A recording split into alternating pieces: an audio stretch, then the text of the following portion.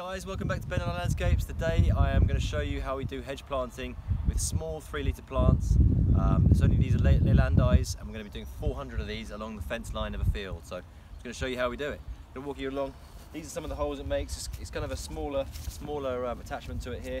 It is saves some back breaking work, I can tell you that. So this is we hire this out for one day. I might even start investing in one of these myself actually. But it'll save you a lot of time and a lot of effort. As you can see, we marked out the holes at 75 centimetres each one. It's taken us a couple of hours at the most, and here we go. Start up, and I'll show you how you can get your plants pretty damn quick at the start.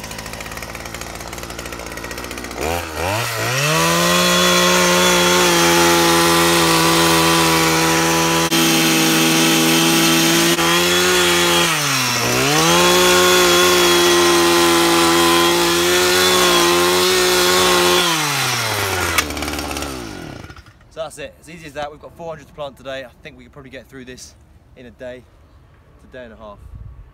Hope you like that. I'll see you next time in the videos. You can join us on www.benleylandii.com or our Facebook page or Twitter. Catch you next time. Cheers, bye.